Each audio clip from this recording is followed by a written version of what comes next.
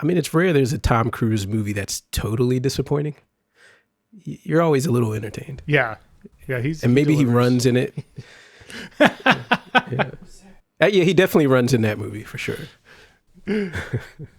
I was watching Mission Impossible, I think it was 4, and it just starts off with him running.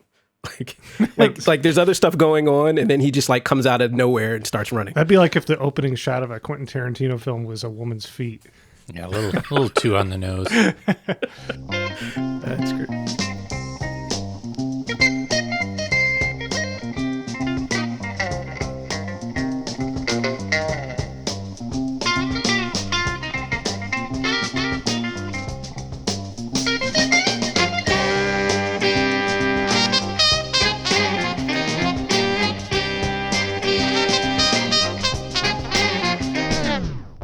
Welcome to I'd Buy That for $1, a podcast about inexpensive, common, and underappreciated records that are waiting to be rediscovered.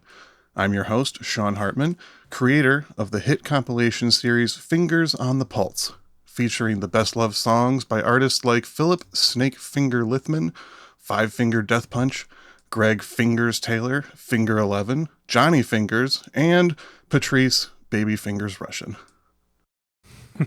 Oh, something about that made my skin crawl. I kind of knew it would. Yeah, it's a strange word, and then you say it more than once, and it just becomes stranger every time. I got so wrapped up in all the finger words, I didn't notice if you put snake finger in there. It was the first one.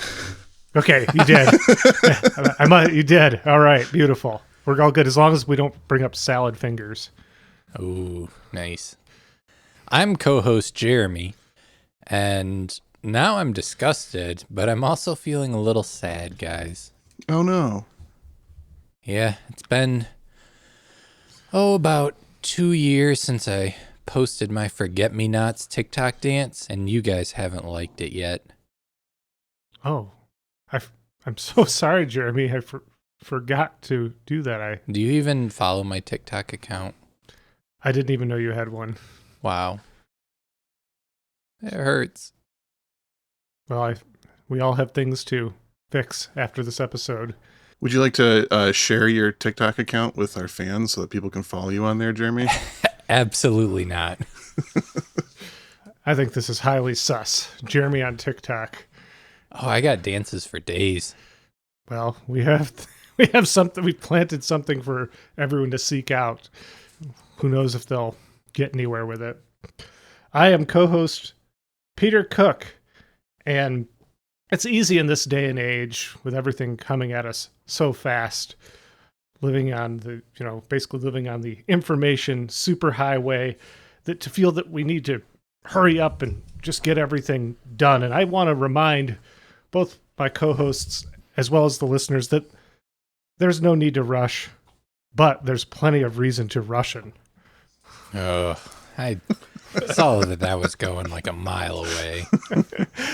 Yeah, but I will say, Jeremy, I think when it dawned on you where it was going, there was a twinkle in your eye and a grin on your face. It did lift my spirits a little. Okay, great. Now I just got to go find that TikTok video and like it, and you'll be golden. Yeah.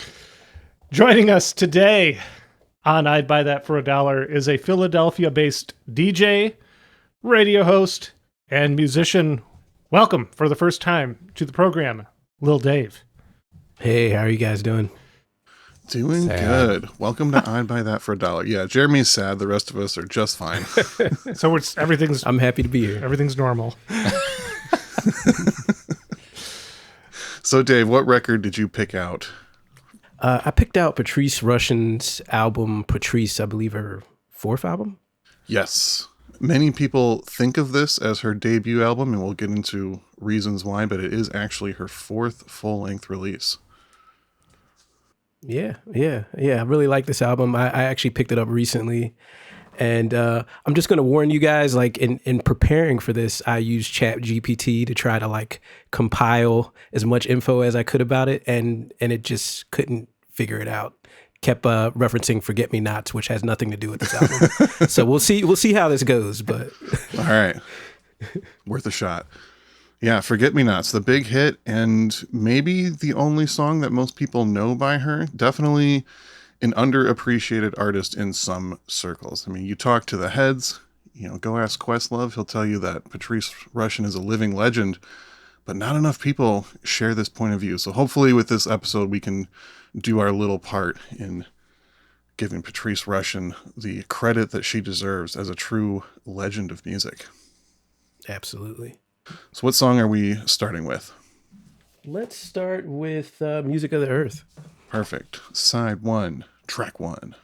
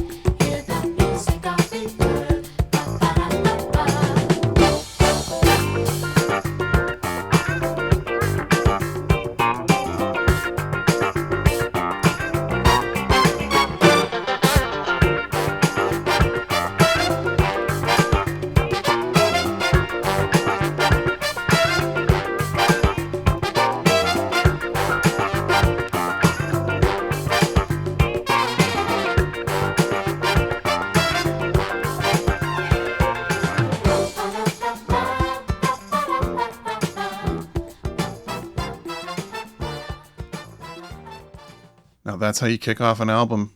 Just right off the bat, showing you that Patrice means business on this record.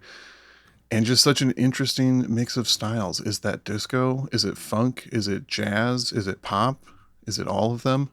It's got those lush strings and just like those monster funky bass lines, the tight drums. It's all there.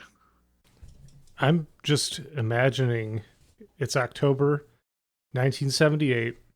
This new Patrice Rushen record drops, and some jazz purist walks down to his local record store, eager to get his hands on the latest release from this burgeoning, amazing jazz musician, gets home, puts it on the hi-fi.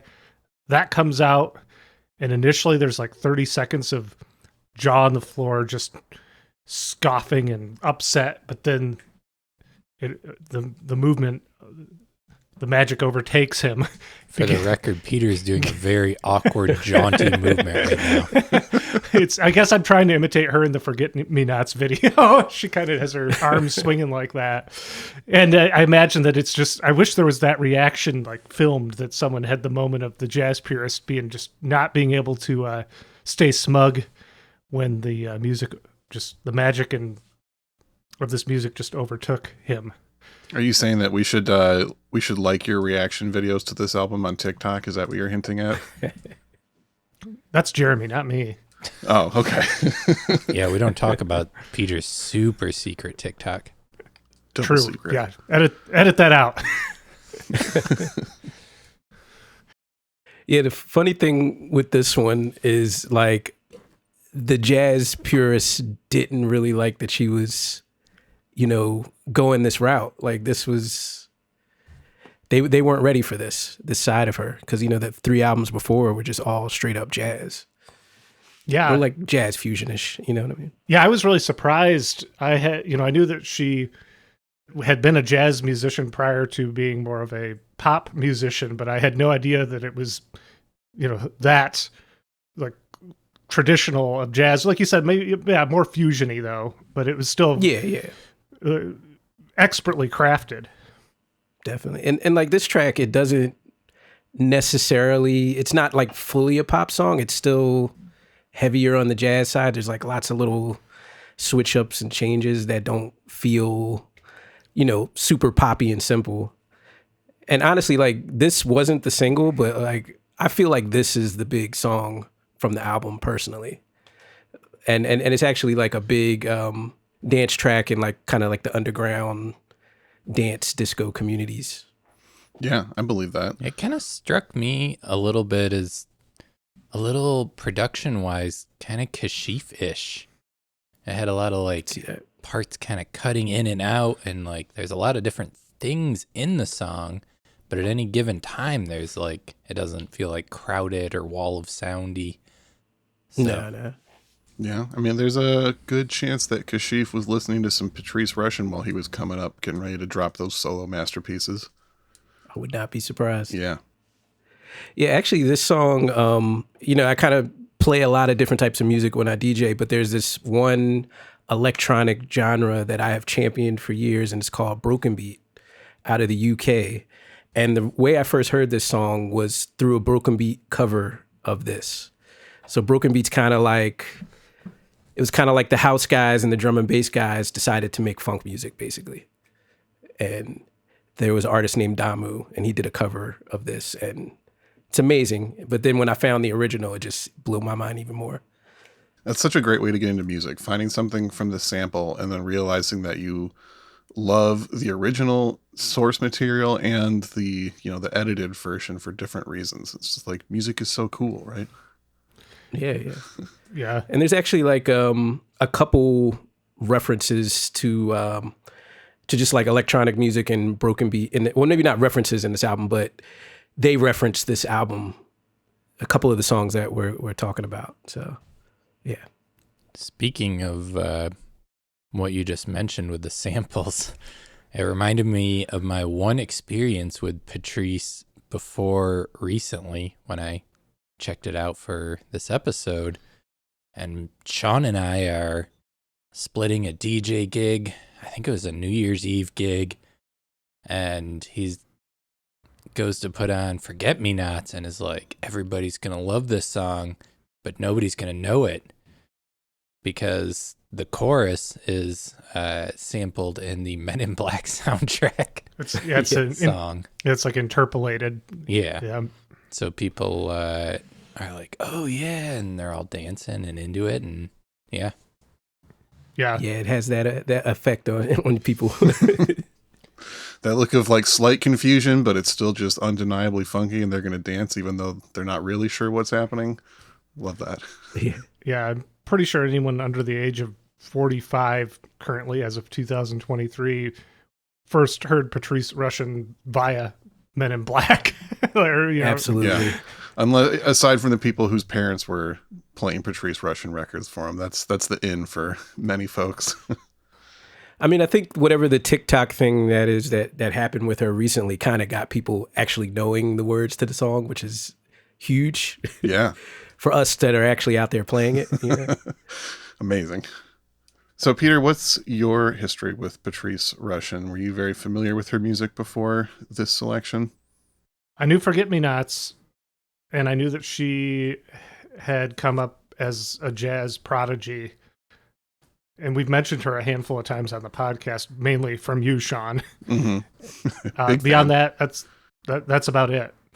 And weren't you familiar with Remind Me, or at least the samples? Yes. Well, that's the song, that's been sampled a ton. That's on the same album as Forget Me Nots. Right. Yep. So I was familiar with that as well. Yeah, she's pretty heavily sampled overall. Like there's especially a lot of the slower songs. Mm-hmm. I listened to the whole Questlove Supreme interview with Patrice Rushen, which I highly recommend that if you want to dig in a little deeper. And they touched on the sampling in there a little bit. And one of Questlove's theories that he brought up is that her music is so perfectly on tempo and consistent most of the time that it's much easier to chop up and sample than a lot of her contemporary artists.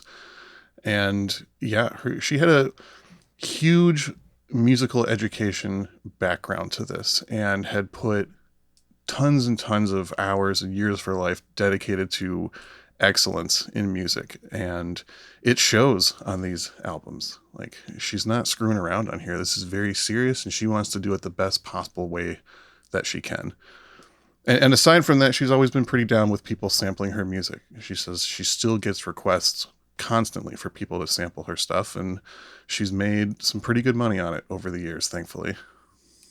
Yeah, I kind of feel like with her music, there's so much going on in every track. It's like perfect for sampling. Not only is it on tempo, but it's like there's all these little sections, all these little moments that are just perfect for capturing and turning into something else. Yeah, the same thing that makes this a really interesting album listen start to finish also has all those weird little unexpected twists and turns and sound pockets that are ripe for the samples. Absolutely. So, Dave, you said you just picked up this record recently. Did you have other Patrice Rushen stuff before this? Have you been a fan for a while? Yeah, I mean, the one I probably pull out the most is the Pizzazz album, the album after this. Yeah. And I think that's kind of a bit more pop mainstream, kind of like really hitting on the R&B side more than the jazz side.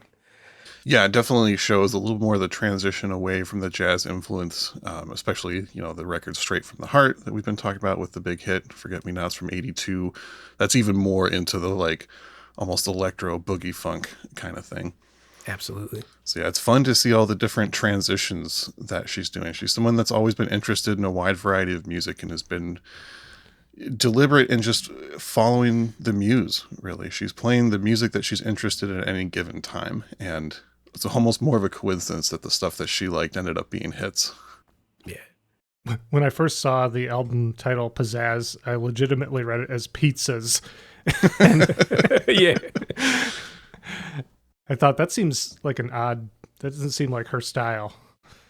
That actually is not a bad name for a pizza place. I would like to see that. Pizzazz. Or an album, honestly. I'd buy that album. Yeah, you're a known fan of pizza. True. Well, before we get into another song, do you guys want to play a game? Oh, boy. Yeah. Let's do it.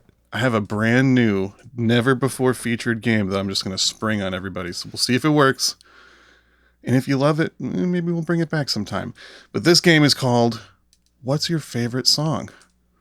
I'm going to break down the rules for you real quick. I'm going to ask everybody what their favorite song about a specific topic is. And the trick to this game is I'm going to be asking a question that obviously points towards one specific song. And the trick is that you have to try and figure out coming up with an answer that is not the song that everybody thinks about first, and try and have it related in some way. That may sound a little complicated, so let me just give you the first example. What's your guys' favorite song about the boys being back in town? And my answer to that is Return of the Mac by Mark Morrison.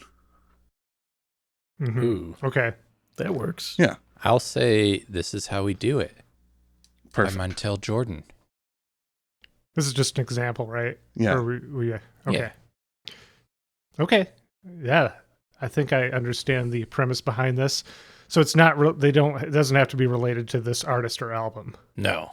Wide open. Yeah, wide open. I mean, like, if it can be slightly related in an unexpected way, that's probably the best answer. Also, I have no points or way to win this. I guess if the audience listening at home wants to decide who had the best answers and who won, you can email us or get at us on social media or something. So drop that email now, Sean. I'd buy that podcast at gmail.com. All right. You got my back. Love it. All right, so let's play. What's your guys' favorite song about being on a highway to hell? Valley of the Sun by Moist Boys. Life is a Highway. I'd have to say Aretha Franklin, Pink Cadillac. Ooh. Mine is obviously Autobahn by Kraftwerk. It's a good one. Yeah. Nice. What's your guys' favorite song about professing a solid desire to be someone's dog?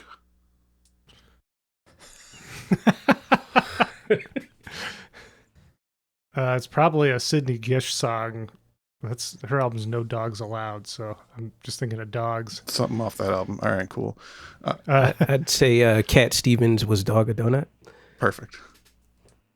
Wow, I'm blanking on this one. All right, well, while you think about it, I'll tell you that my favorite is definitely X Gon Give It To You by DMX. Ooh. Good one. Good one. The Sidney Gish song that I'm thinking of is called Imposter Syndrome. Okay. All right. You got anything, Jeremy, or are you passing on this one? Say it again. I'm blanking here. What is your favorite song about professing a solid desire to be someone's dog? Oh, You Got a Friend in Me. Perfect. All right, last one. What's your guys' favorite song about how people make the world go round? Ooh. I can't say the first one that came to mind. I wonder if it's the one that I have written down as my answer. Is it Fat Bottom Girls by Queen? No, but they do make good. the rockin' world go round, I'm told. Yeah. I will say Lisa Stansfield, Been Around the World. And I think there's a Puff Daddy version of it. So Perfect. maybe. Yeah, him and Mace did one, I believe, where they sampled David Bowie's Let's Dance. Yes, that's it. I'm going to say Flipper, That's the Way of the World. Perfect. My favorite would be Let the Bodies Hit the Floor by Drowning Pool. Oh. You somehow went harder than even I did. Yeah. And that's how you play What's Your Favorite Song. Thanks for participating, guys. Maybe we'll bring it back. Did you enjoy it? Yeah, that was fun. It's a great road trip game. Go play it with your friends, everyone out there. It's the I'd Buy That challenge. Yeah, Jeremy and I went on a road trip with a few friends and played that game for hours until we all hated the game, or maybe loved it even more. I don't know. Yeah. But with that, let's listen to another song. Yeah. Next up, we're going to hear Wishful Thinking. This is side A, track 4.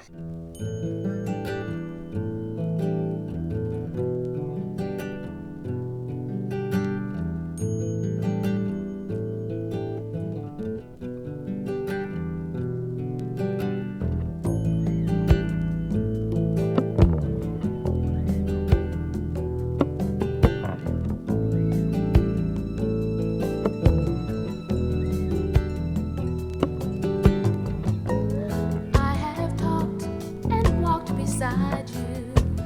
If only in a dream I had last night. I adore you. Butterfly dreams and thoughts about you. Gliding in endless flight past my heart. I love you. Shall I put my arms around you? Would it be too bold if I did? Should I approach you? Oh, how many times I've watched you. All of my intentions have been for you to try me. You like my music, 'cause there's love in my song. Wish I knew ya, could talk to ya.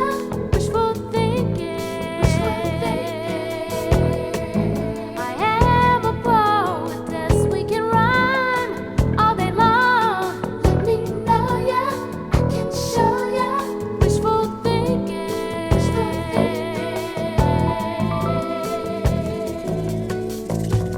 La da da da da, la da da da da da, la da da. La da da da, la da da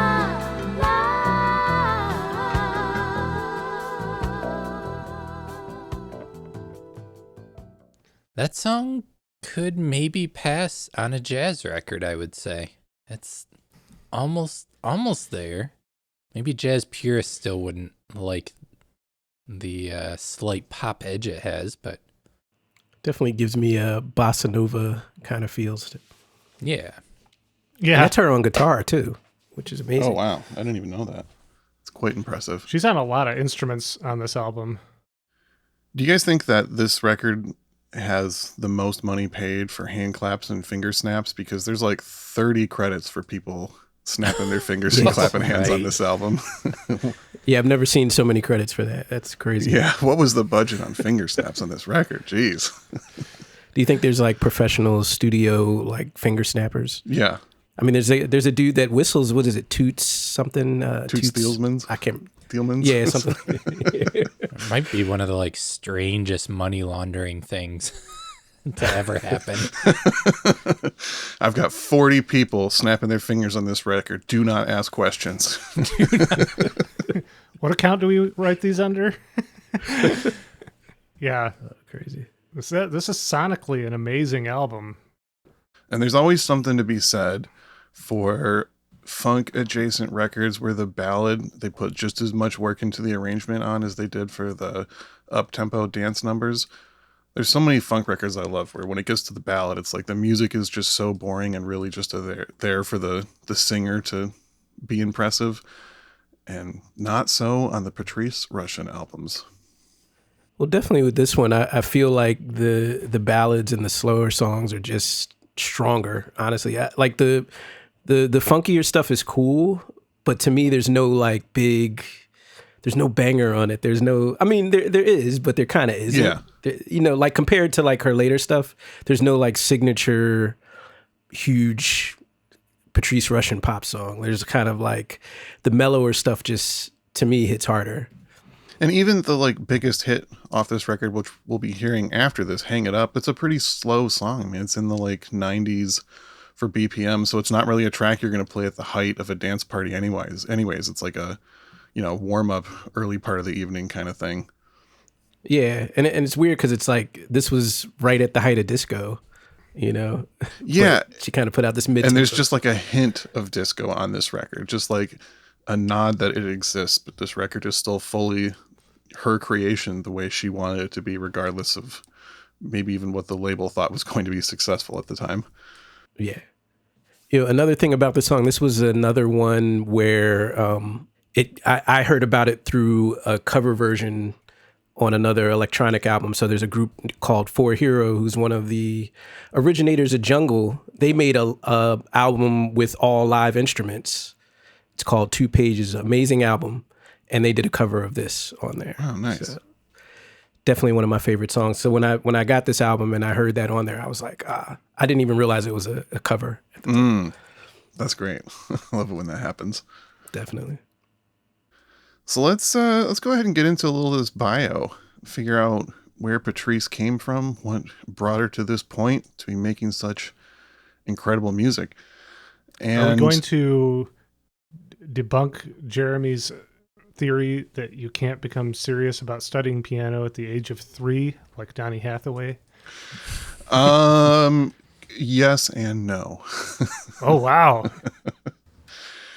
Before we talk about Patrice, though, I got to mention real quick that a big part of the Patrice Rushen story comes from the legacy of her mother, Ruth Rushen, who is a very notable person in her own right.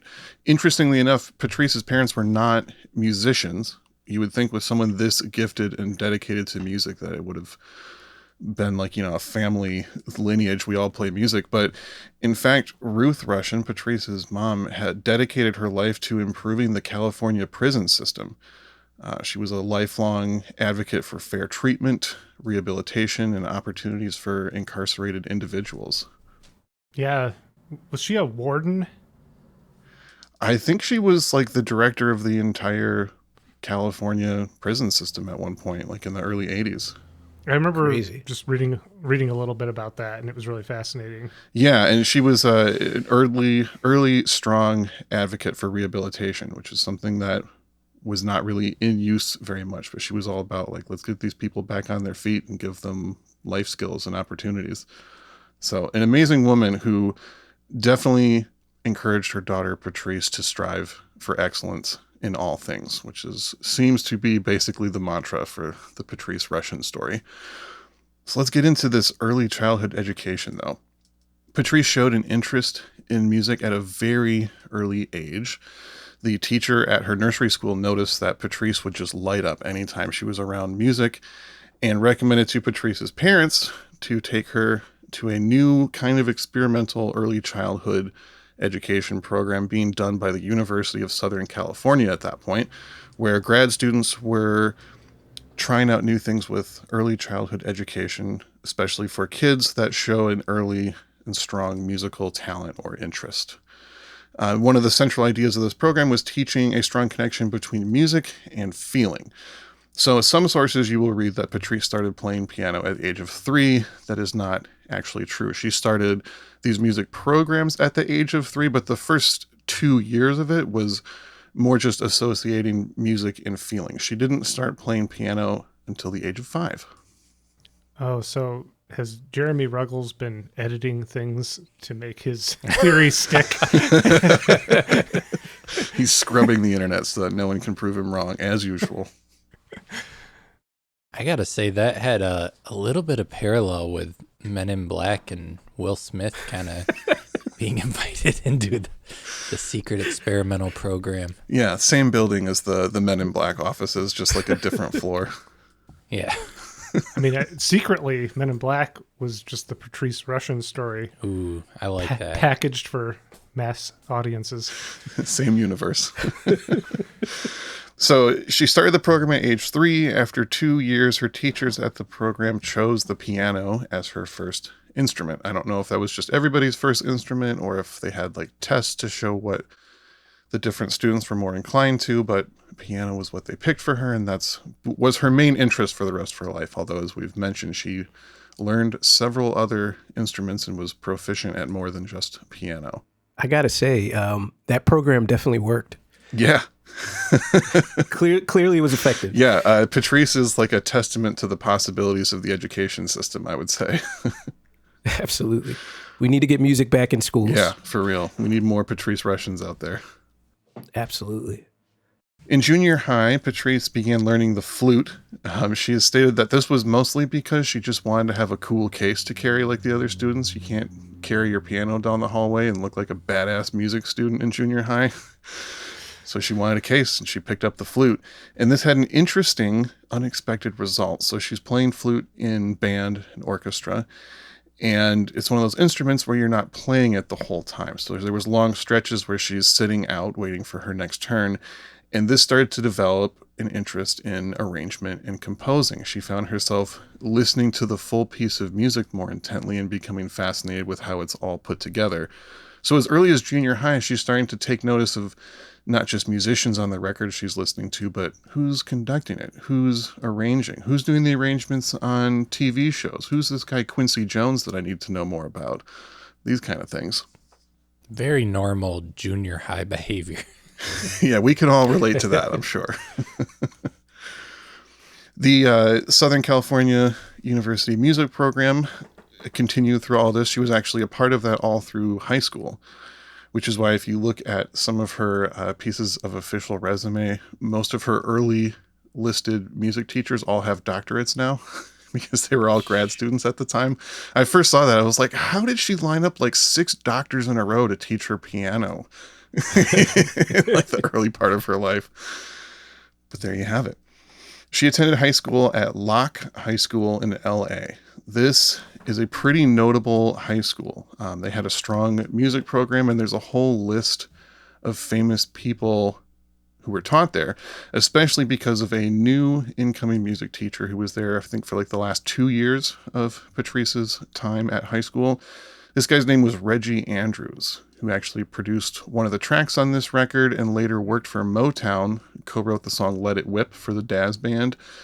He also taught a few other musicians, notably Thundercat, Kamasi Washington, members of the Far Side, Terrace Martin, the saxophone player Gerald Albright, who's one of the many hand clap / finger snap guys on this record. He taught him how to snap. Reggie taught members of the Phoenix Horns, Earth, Wind and Fire's horns. horn section, and Wow. Amazing. he was basically the main father figure and music educator for young Tyrese Gibson, later notable for being a long-running member of the Fast and the Furious franchise. And Baby Boy. Yep. That's crazy. I was reading the credits and I saw Reggie Andrews, but I didn't really put it together that it was that Reggie Andrews. I actually know or met his daughter, Nia Andrews, amazing singer as well. Does a lot of stuff in that LA scene. And I knew he had like taught Thundercat and all that stuff. Yeah. I never put all the two together. So amazing connection. Yeah, incredible legacy. Leon Ndugu Chancellor also went to Locke High School. Throughout high school, Patrice was also a regular dancer on Soul Train. She just kind of happened to be at the right park at the right time when Don Cornelius rolled up and was like, "Who wants to dance on my TV show?" And you can even find a clip of her being selected as the one to ask a question of Bill Withers when he performed on Soul Train.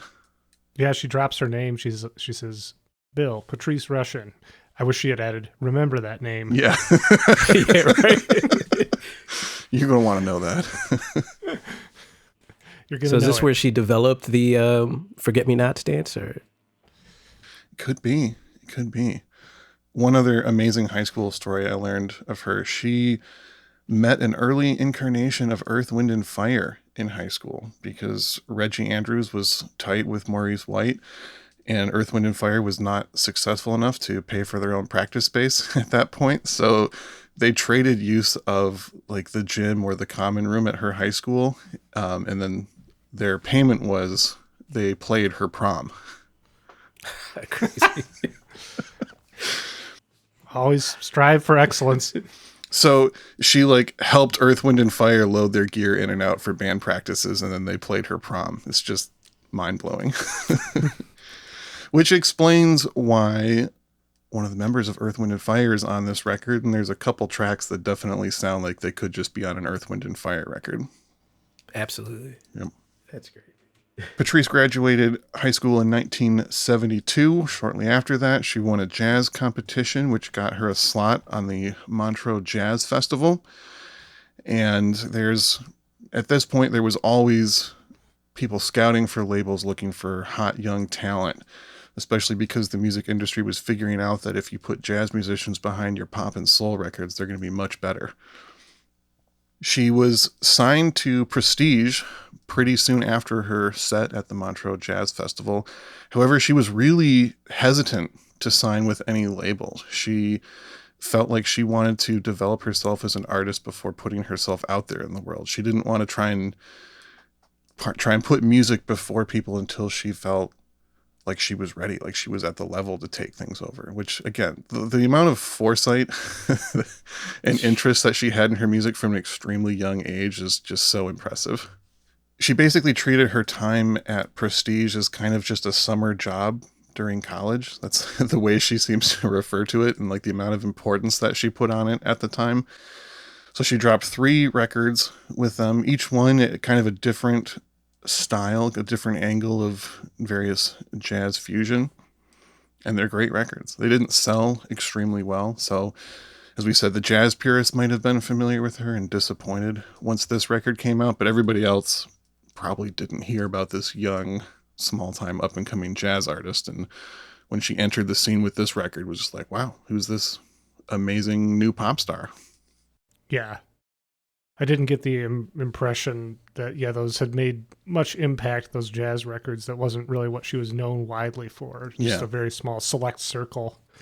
Again, though, there's a good handful of notable hip-hop samples on those first 3 jazz records as well. People were paying attention to her throughout her whole career when it came to that. Definitely. Just, a little bit removed from when they were first coming out. So in college, she majored in music education, and this was because when she officially told her parents that she wanted to be a musician as a career, their response was, "That's fine, but what's your real job going to be?" Yeah.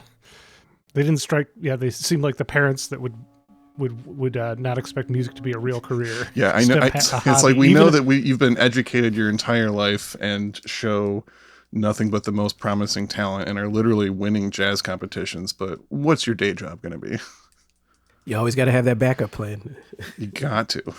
I mean, for every Patrice Rushen, there's 100 others who had almost similar paths and ended up not quite making it. Sometime during her stint at Prestige Records, she turned down an offer to join the Mahavishnu Orchestra, again, because she felt she just wasn't ready for that level. Even though, of course, musically she would have been amazing, but just interesting footnote. So after the 3 records on Prestige, she signs to Elektra, who at that point were especially interested in building a roster of jazz artists with strong pop sensibility, and they recognized that Patrice was a perfect fit for the kind of thing they were trying to do. And then in 1978, at only the age of 23, Patrice drops his first record on Elektra, the one we're listening to today. 23, fourth album, reinventing the career. Yeah. It's And now finally amazing. ready to put herself out there at 23. yeah. 23 with like a self-produced album is crazy. Mm-hmm. With these huge arrangements, it's like nuts. Yeah, huge arrangements, like 30 string players plus the finger snaps. Amazing. So let's go ahead and listen to the hit off this record, Hang It Up. That is side B, track 1.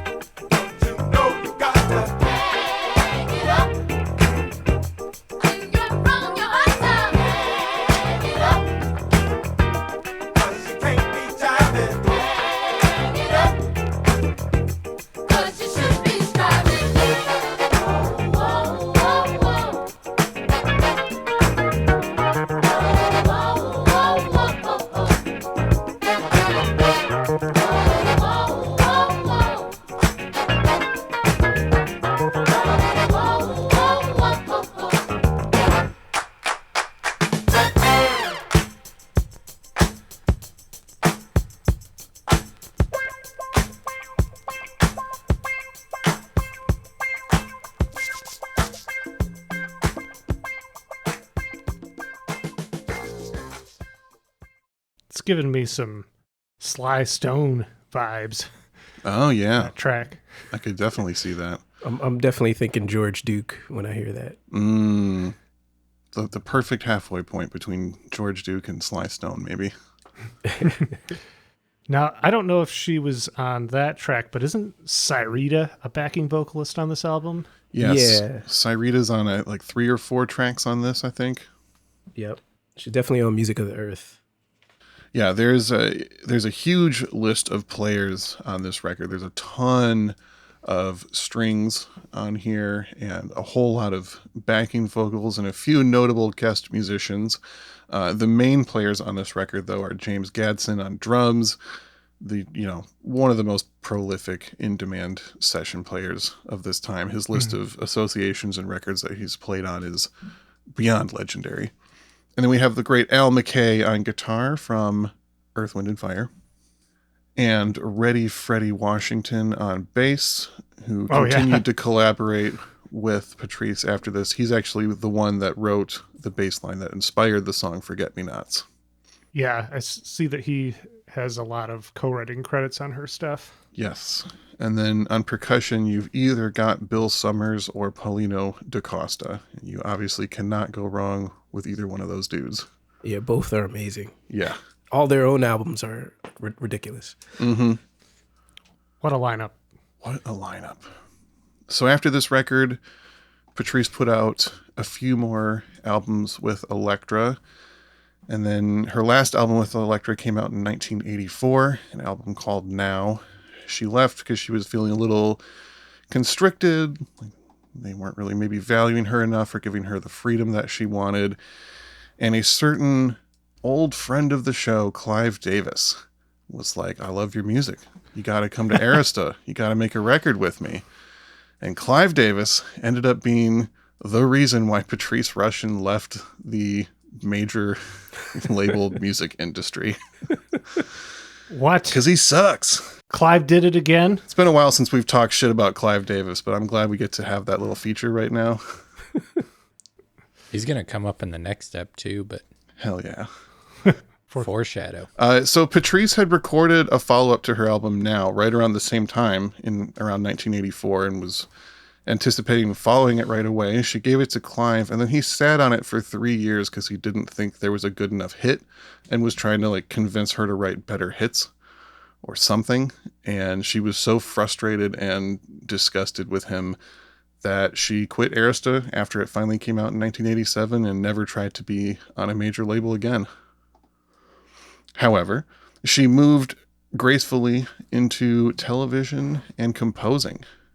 She has an incredible list of award shows and high-profile live television programs where she has been the lead music director for it. She's done the Grammys. I should have written down a list of all the things that she's done, but it's very impressive. We'll just leave it at that. You can look it up, I'm sure. Yes. She's important. Trust us. It's also worth noting that she had a lifelong friendship with Prince. Yes. He was a early admirer of hers and supposedly wrote the song I Feel For You about Patrice Rushen, which was included on his 1979 self-titled album before Chaka Khan had an even bigger hit with it.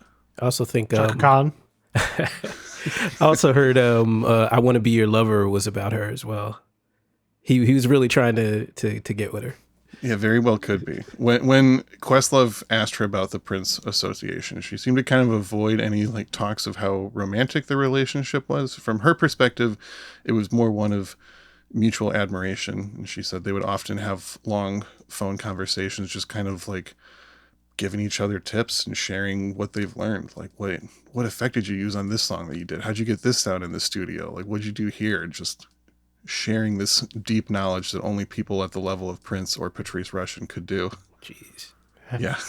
Now, where's the Patrice Rushen and Prince collaboration? There's got to be something. Oh man, in the vault In somewhere. the vault. We can Yeah. only hope. Gotta In the get in Prince that vault. Oof. This is how our heist movie starts. That would definitely be a worthwhile heist right there. Mhm. Doing the world a service.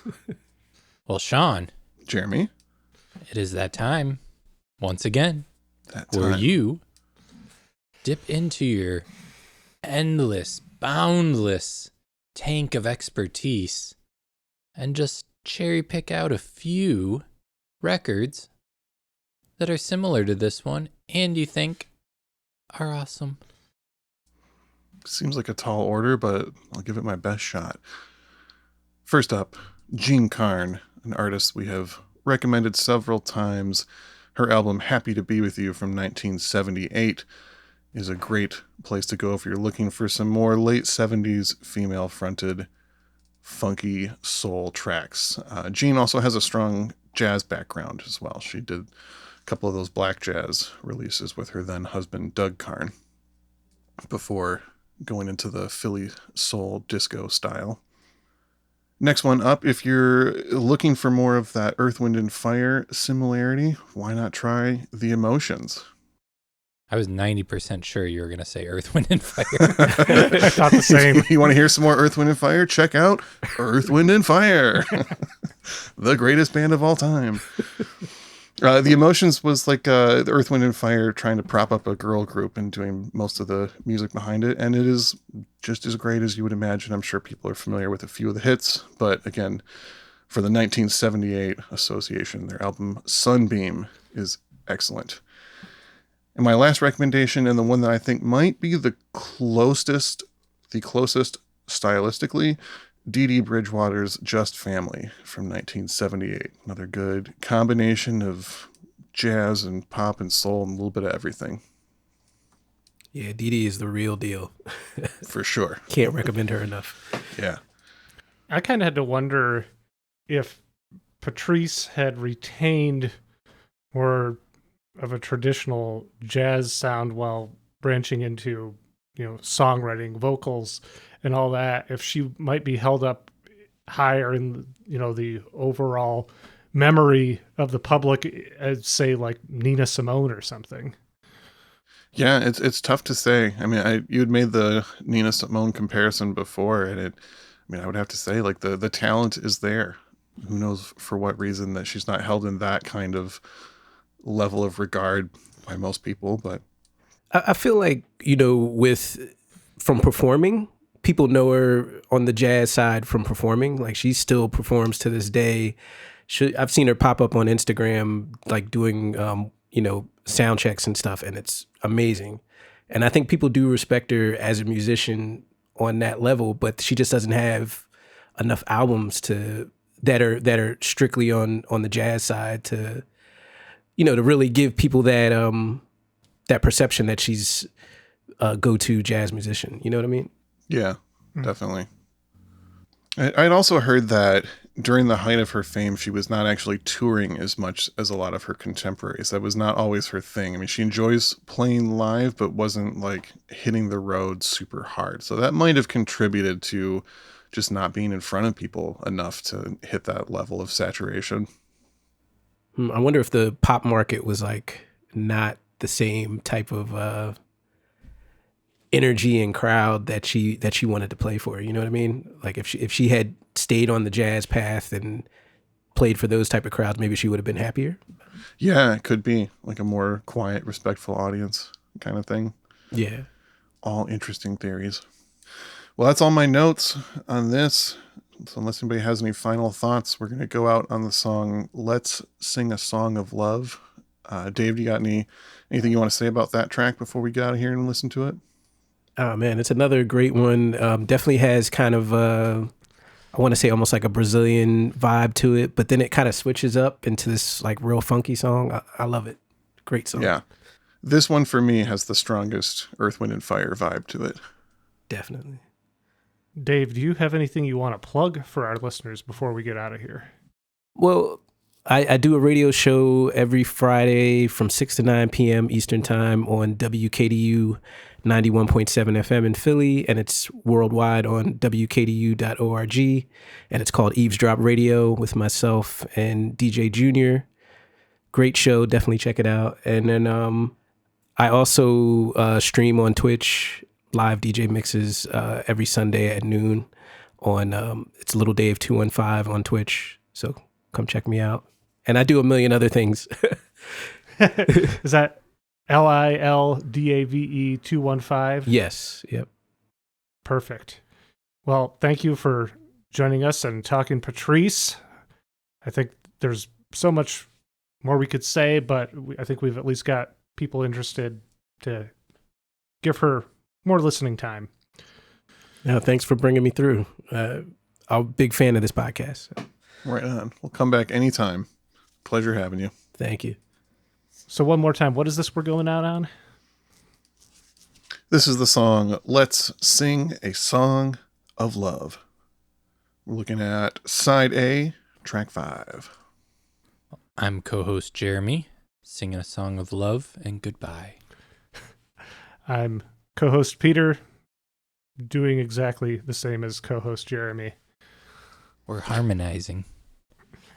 And I'm co-host Sean, joining in with the band. Thanks for coming on, Dave. Thank you.